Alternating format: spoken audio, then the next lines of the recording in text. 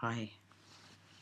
There's a problem that we have in language that we have so many idioms for um, broken things. The straw that breaks the camel's back, um, killing two birds with one stone. You know what I mean, this kind of thing.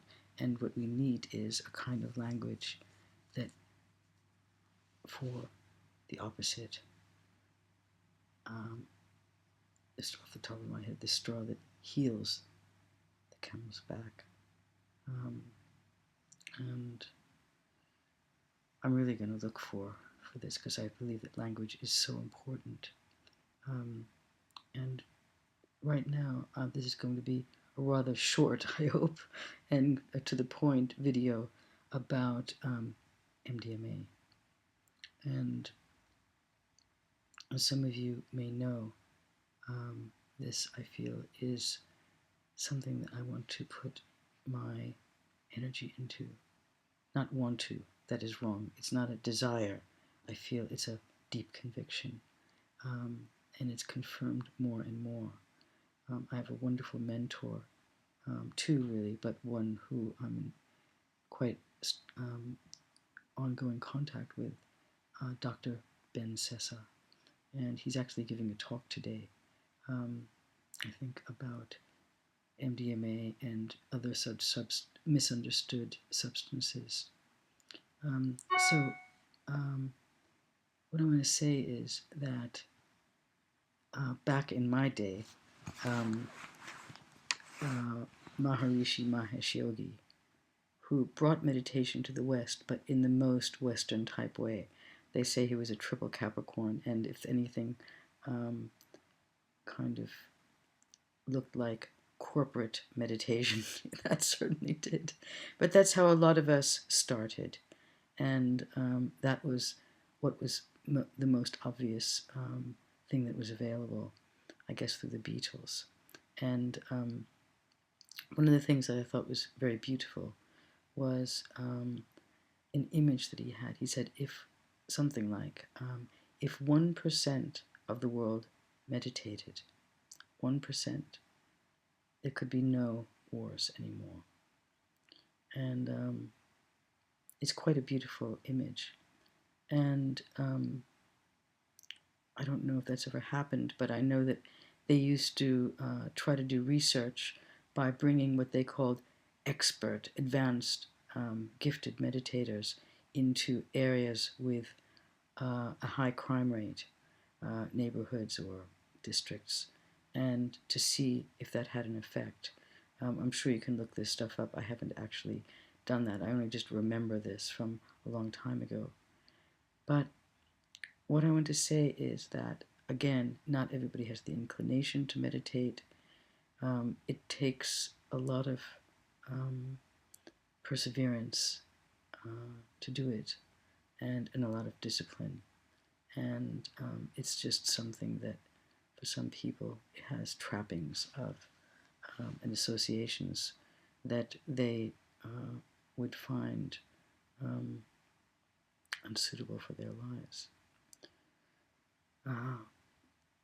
But what I want to say about MDMA, when all of the kind of stigma is removed from it, which seems to be happening majorly, is the effect it potentially could have on the world is something that I believe would realize this vision of Maharishi Mahesh Yogi.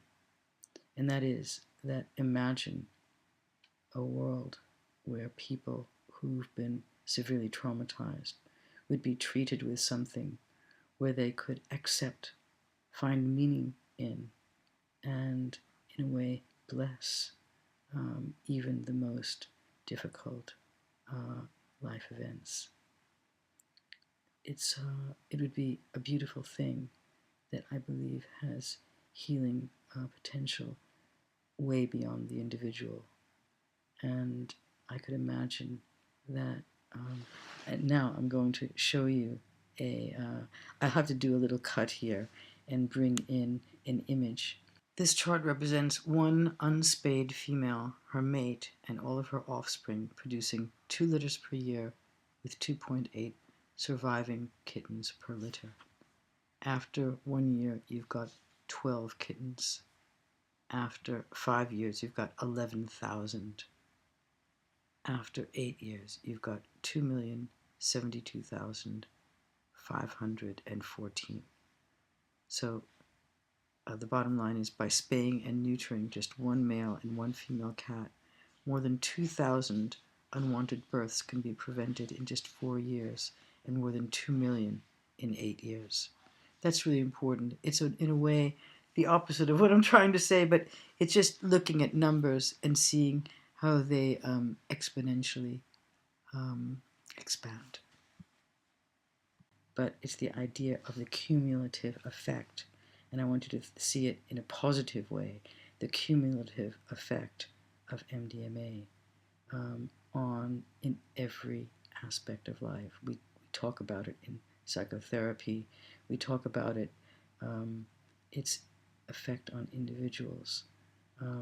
But when it will become almost a standard treatment for trauma, whether it's be a recent trauma or a trauma from the deep past, to find a way of putting that in perspective, people become healed in a way they can. It's almost like taking blinders off. Resentment falls away, feeling hard done by, blame, self-hatred, all these kinds of things, and the effect that that will have on politics, on education, on I think every aspect of life. It will be, again, what I said before, it has the promise of ending plagues, ending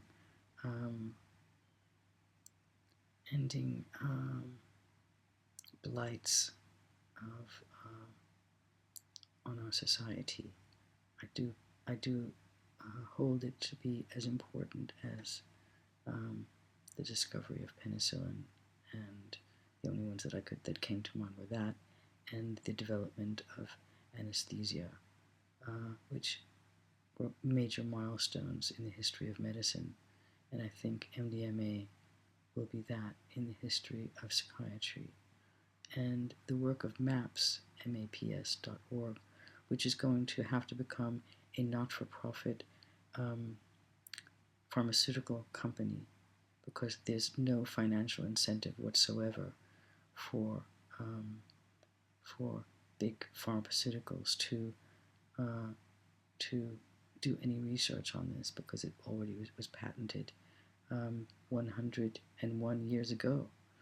So maps.org, and if you look up MAPS and PTSD, I'll try to put a link in there. There is something that you could look into and support. Again, I cannot say, why don't you try to have this experience, because it's illegal, and therefore, how can you get it? How can you know what it is? How can you know what the dosage is? How can you know what the purity is? It's a risk. But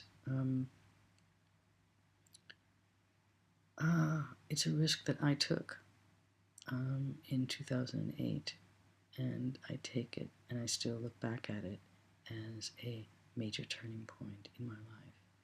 And so that's why it's taken so much courage on my part, because I'm a basically frightened person. And that's why this BT, this brain tumor, is such a gift in giving me clarity, courage, conviction, to like wave a flag that I believe needs to be waved, so that this tremendous medicine can move forward and help all of humanity. I truly believe that.